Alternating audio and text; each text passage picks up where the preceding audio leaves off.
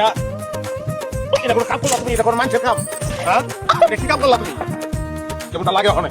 হ্যাঁ, অনেক ভিজা কাপড়ে ওই চেম্বারে গিয়ে কেমনে বাবু আর রুগী কেমনে দেখবো আমি?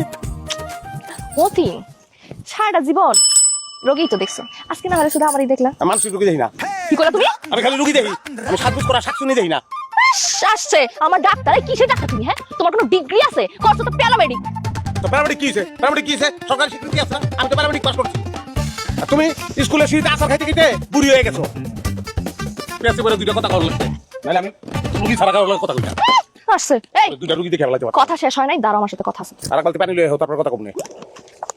এই কত বড় ডাক্তার না তুমি? আমিও দেখি এমন রোগ বানাবো আমি মতি। তুমি কত বড় প্যারামেডিক ডাক্তার, এটা যদি আমি না দেখা চাচ্ছি। আমার নামও মুন্না না। আমা মাত্র ওষুধটা খাইছি, তোমার দুটো একটু পরে খাই। আমার কাছে দাও, রেখে দিই। হ্যাঁ ও মা, শরীরটা এখন কেমন লাগে তোমার?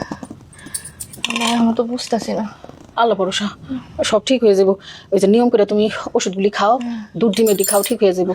কিন্তু একটা কথা, আর রাত জাগন যাইবো না, রাত জাগা বন্ধ। এই মতিন কইছে অনিয়ম করে খাওয়া দাওয়া করছে, অনিয়ম করে ঘুমাইছে, ঠিক মতন ঘুমায় নাই, এই জন্য এই রোগটা হয়েছে। তুমি এখন থেকে কথা শুনে আমার লোকে শোনা। আচ্ছা তাহলে তুমি দুটো মনে করে খাই ফেলো, গরম গরম থাকতে।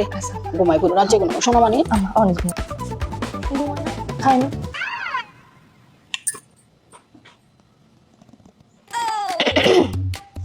এই শিশু খাদ্য খাওয়ানোর বয়স আছে এখন আমার? হ্যাঁ, খাতকের রাস্তায় আম্মা দুটো একটু খালু, মা গরম গরম খালু। হ্যাঁ